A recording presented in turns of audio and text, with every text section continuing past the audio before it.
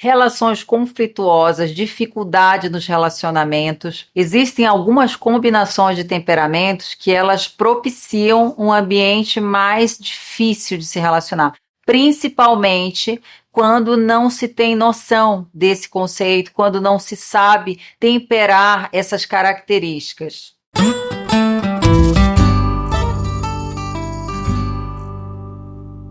No café anterior, eu falei de possibilidades de alguns temperamentos que são menos prováveis, segundo os autores desse livro que eu indiquei para vocês, que é um dos livros que trabalha esse conceito de que você tem mais de um temperamento. Se você ficou curioso e quer saber quais são essas combinações, tem um card para você assistir no final. Hoje eu vou falar das combinações mais prováveis, que são bem comuns. Colérico sanguíneo e sanguíneos coléricos. Qual que é basicamente a diferença? Quem tem um temperamento predominantemente colérico são as pessoas mais impositivas, são aquelas mais argumentativas, aquelas que sempre estão certas. Agora pensa nessas duas combinações de temperamento. O colérico, ele é extrovertido, ele é impositivo, argumentativo, e o sanguíneo também, é aquele que mais fala, é aquele que mais tem facilidade de se relacionar. Quando a gente encontra essas duas características na mesma pessoa, essa pessoa tem uma tendência muito grande à extroversão. Tem um personagem muito conhecido para quem é cristão, que é o apóstolo Pedro. Ele é um típico que tem essas características, tanto do colérico quanto do sanguíneo. Quem conhece a história do apóstolo Pedro sabe que ele é conhecido pelo fato de ser impetuoso, de falar bastante, ser apaixonado. Essa é uma característica também muito desses dois temperamentos. Eu vou ler um trecho aqui do livro que fala a respeito dessa combinação. Se você é sanguíneo colérico, porque é facilmente inspirado desde o início, pode achar que está ativamente envolvido em muitos projetos. É bem comum isso, quem tem esses dois temperamentos. Mas tome cuidado para não deixar que o sanguíneo assuma o controle, porque vai ser aquela pessoa que fala muito e faz pouco. Quando o sanguíneo, ele prevalece, as características sanguíneas nessa combinação prevalece aquele que fala muito e realiza pouco.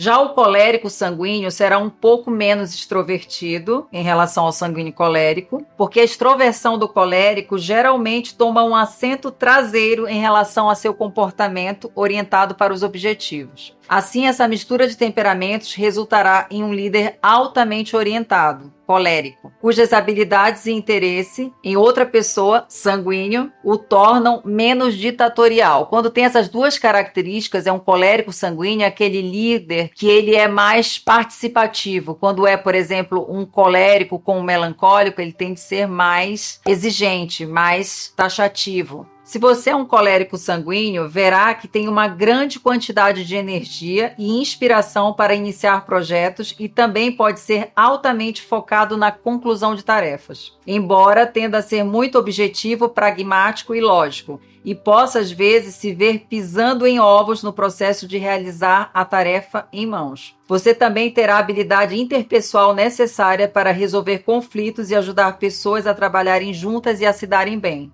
A criatividade e sensibilidade de sua natureza sanguínea permitirá que você seja flexível quando a situação exigir e menos exigente e duro do que um puro colérico tenderia a ser.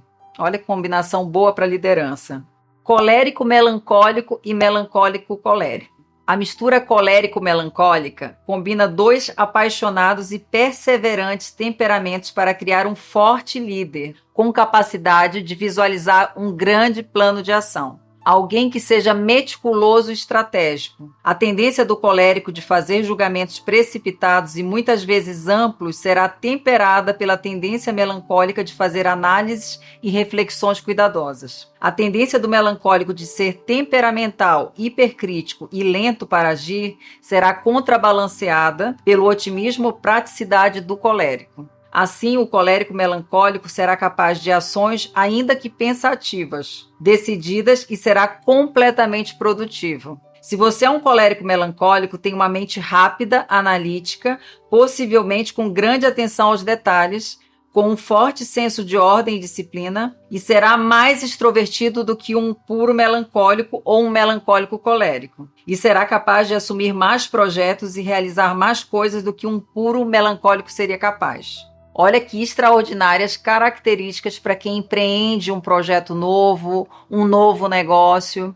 E às vezes o que eu percebo? Isso daí quando está temperado, é muito importante a gente entender isso, que essas características temperadas em equilíbrio, essa pessoa, tanto colérico melancólico quanto sanguíneo colérico ou vice-versa, tendem a vibrar numa frequência máxima de produtividade, quando elas estão em equilíbrio. Porque quando não está em equilíbrio, o que tende a acontecer? As características que precisariam ser aperfeiçoadas, elas tomam conta da situação. Então, ao invés da pessoa ser extremamente produtiva, ela se torna o contrário disso. Ela se torna uma pessoa procrastinadora, que tem dificuldade de relacionamento, porque são temperamentos fortes, que têm características muito fortes, predominantes. E lembre-se sempre, o que eu sempre costumo falar, que assim como não existe temperamento melhor do que o outro, não existe combinação melhor também do que a outra. Tudo vai depender do contexto, tudo vai depender da situação e principalmente se essa matéria-prima ela foi temperada e ela é direcionada para o que realmente vale a pena. E se você quer aprender a temperar, ou se já é temperado, quer potencializar ainda mais essas características, clique no link na descrição do vídeo e conheça o Temperando a Vida. Um beijo, nos vemos no próximo café.